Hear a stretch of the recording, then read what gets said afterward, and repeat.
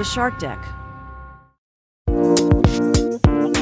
I'm Johnny Mac with 5 good news stories. This first story is not a commercial. I just saw it and thought it was cool, and it's good news if you like state fairs. Wyndham Hotels are offering a gig to become the American Inn State Fair family. They're searching for one adventurous family to travel across the Midwest in search of the best things each state fair has to offer. Best of all, the job comes with $15,000 to help with travel. From Iowa to Illinois, the winning state fair family will have the enviable task of visiting 3 iconic state fairs over the course of a week and sharing your pro tips and tricks via social media.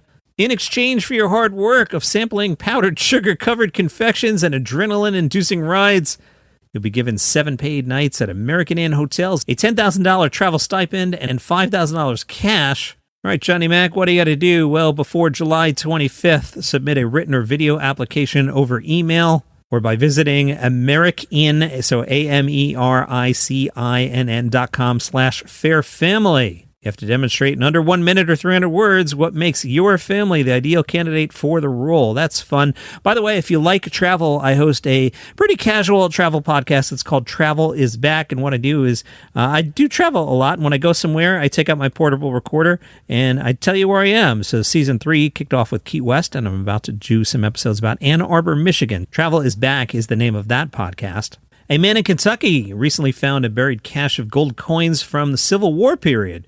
They might be worth millions of dollars. The coins consist of nearly 700 $1, $10, and $20 gold dollars issued by the U.S. Mint between 1840 and 1863. It's being called the Great Kentucky Hoard.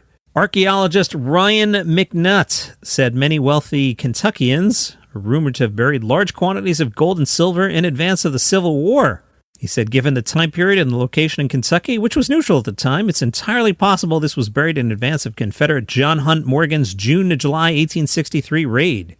Apparently, one of the rarest items is the 1863-P $20 1-ounce gold Liberty coin. That can go for 6 figures at an auction. There were 18 in the hoard.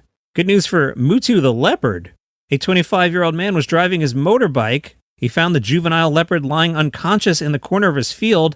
He observed the leopard for a bit and concluded it wasn't well, and summoned up his courage. He decided to intervene. Face to face with the leopard, he realized it was too exhausted to move, so he brought it back to the village on his motorbike.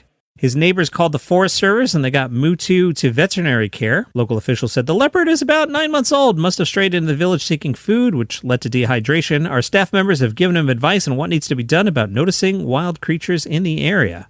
A massive municipal park over 20 years in the making is finally underway in the city of Irvine. The Great Park of Irvine is expected to dwarf Central Park by more than 500 acres. It'll take another 10 years to complete, and the park will span 1,300 acres and include several museums, an amphitheater, a Veterans Memorial Garden, an aquatic center, a sports complex, and not 1, but 2 lakes. Where'd all this land come from?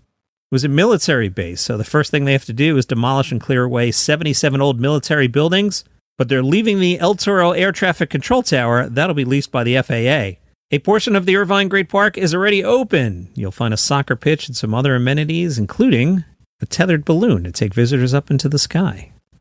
Are you a parent? Then we've got a message for you. Detective Dexter is a podcast from Granny McDuff Entertainment. An audio-only show that promotes creativity and imagination, Detective Dexter takes you on a new adventure every week. You can find us on all major podcast platforms, new episodes every Monday. A 95-year-old veteran became the first person to dance at a newly reopened nightclub 74 years after meeting his wife there. Kevin Topham took to the dance floor with his caregiver when Club X reopened after more than a decade. He met his wife Molly back in the 1940s when it was known as the Corn Exchange, and it was a hot spot for servicemen.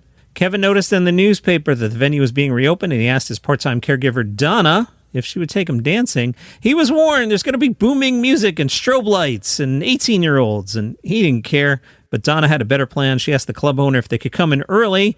The club owner said, sure, you could pick the music. Kevin was the first person to dance at the reopened club. His song, Chattanooga Choo Choo by the Glenn Miller Orchestra. And that's your 5 good news stories for today. Follow the show for free on Apple Podcasts, Spotify, YouTube, wherever you get your shows. You have a great day. Hi, I'm Mark Francis and host of a new podcast, The Messi Effect. Join us as we take you into the exciting new world of Argentine soccer phenomenon, Lionel Messi. And his new life at Inter Miami will bring you into the glitz, the glamour, the star-studded events, along with the exciting journey to a new world of U.S. soccer and international football with news and stories 3 times a week. Come along for the ride as Messi, Miami, and Major League Soccer experience the journey of a lifetime. Get the Messi Effect wherever you get your podcasts.